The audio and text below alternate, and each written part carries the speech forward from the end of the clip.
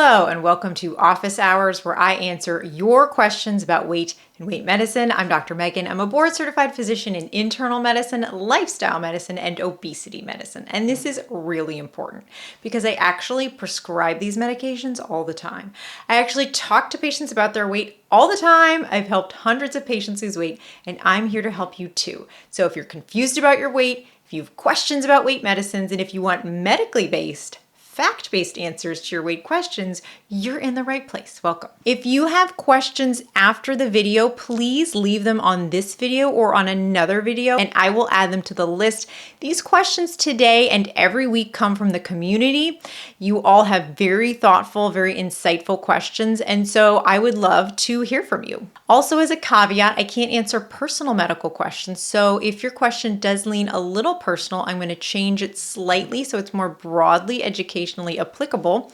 And let's dive in. First question is, can you describe how you feel about compounded tirzepatide? Specifically, what if you have a patient that tolerates a lower dose than the starter 2.5, but obviously can't do that on brand? Do you have patients on doses lower than the 2.5 milligram is effective? Okay, that is a great question. So if you're new here, I don't prescribe compounded GLP-1 medication. I know a lot of people find it is a good stopgap for them. It's more affordable. They've had good experiences. I've made a lot of videos about it. For me personally, it's not worth the risk in terms of safety or efficacy. So I don't authorize it. I don't stand by it, but I certainly understand why people might go that route. So let's say I do have a patient who is having a really hard time with, maybe they're losing too much weight on the 2.5 of regular Zepbound, 2.5 milligrams. A lot of times what I will do is lengthen out that 7 days. So sometimes, this doesn't happen a lot, but if somebody's losing a lot of weight, they're one of those super responders, they're losing a lot of weight on the 2.5, I will extend the interval. So maybe we do every 10 days, maybe we do every 2 weeks. Sometimes what also happens for people, and I think what this question is also referring to, is what if people are just having a really hard time on that very low dose? And I will usually, in addition to maybe extending the interval, I'm pretty aggressive with managing the side effects because I know so many times these side effects get better after time. And so unless somebody is like, oh, absolutely not, I'm never taking this again, I really try my best to see how can I get somebody comfortable enough to stay on this for a little bit longer if it's safe. If the patient feels like it's safe, if I feel like it's safe. I mean, there's always exceptions to the rule, but I really feel like there's many different ways to do a full court press in terms of managing side effects. So that's also what I'll do, because I just know so many times that I can see what's on the other side of maybe the next month or two, and that they're going to be feeling a lot better and their body will be used to it. And so for many people, it's really worth just having that period where it's a little bit difficult, but we can at least make it as comfortable as possible. It does require some patience on both sides. It requires a lot more hands-on follow-up from me as their physician, and it requires a lot more patience on the side of the patient as well, because they're the one who's actually experiencing this. So I think this is a situation where it's exceptionally difficult for people who are doing a program that's less hands-on, where they're communicating via text, where they're not actually talking to a doctor very much, if at all, because if you have a more hands-on approach, you really can titrate things very closely and keep an eye on the side effects in a way that you just can't if you're not communicating with that patient very much, if at all. If it's just very remote, it's text-based, and a lot of times people don't even know who to call. So when people are in those types of programs, I mean, I can see why they might have discontinuation rates that are quite a bit higher, because there's nowhere for these people to go in terms of what to do when things get difficult. So those are usually the first steps that I will take. So thank you so much for that question. This next question is actually similar, so I included them together. I've been on compounded tirzepatide for 9 months and reached my goal weight in August. However, I'm still losing weight. My doctor said I should stay on this dose, but I don't want to lose any more weight. My BMI is 22.5.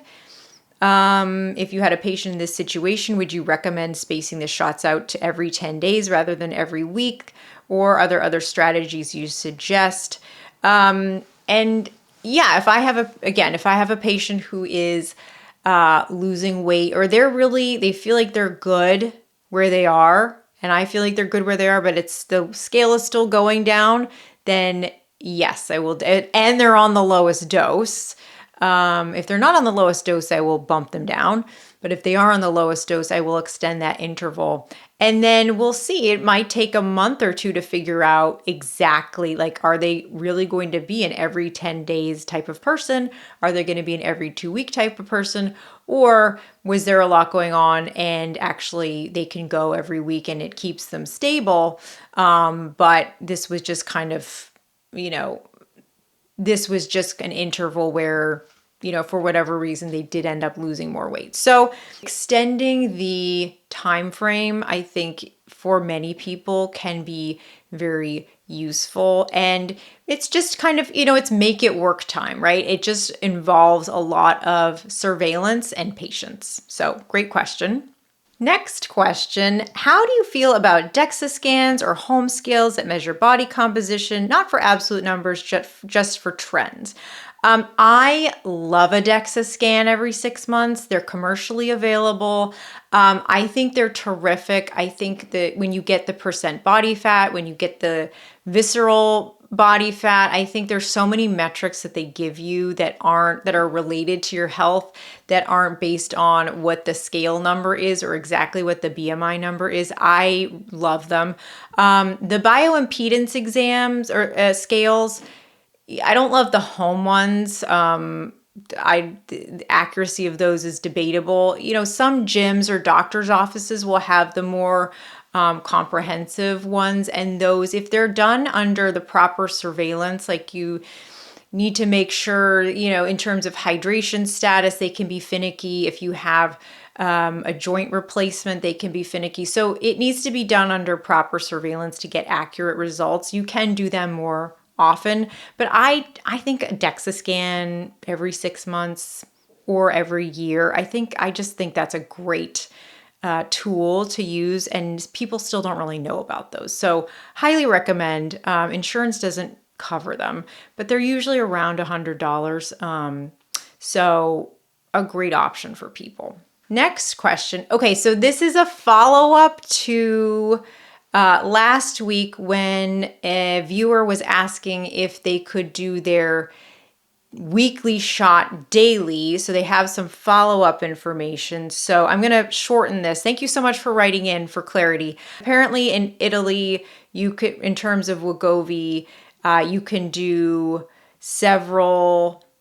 There's a way to, from what they're describing, there's a way to do daily doses and just change out the pen, and it doesn't involve a lot of tinkering. It sounds like a safe, sterile procedure. So again, if I had a patient who was interested, if they were having a really hard time with a weekly dose, but they could use their Wegovy pen in a sterile, safe way to break that down to a daily dose, I would be willing to try that. Again, and if you watch last week's office hours, I do talk about alternatives, which would be something like liraglutide or potentially one of the new oral GLP-1 medications that are not available yet. But if we're not using any of those and somebody wanted to try that, taking it daily, it would be, if it could be done safely, it would be something I would be willing to explore, because everybody responds a little differently and people aren't textbooks. So they're not always going to be fitting in neatly to how a lot of other people are experiencing the medication. So thank you so much for following up. I think it's an interesting idea, and if it can be done for the right person, it could be the difference between them being able to stay on the medication and not be on the medication. So thank you so much for all that information. If you have follow-up questions after this, or if you just have another question, please leave it in the comment section down below. If you want to work with me directly, I do work with people around the world as a weight loss coach to help them with the non-medical aspects of their weight as well. So people who are on a GLP-1, their eating is still not quite where they want it to be. Maybe they can't get themselves to the gym. They're leaving results on the table. If you don't want that to be you, if that sounds like you, I'm happy to chat more about what I do and how I help people with that. I'll leave all that info down below. Thank you so much for watching, and please be well.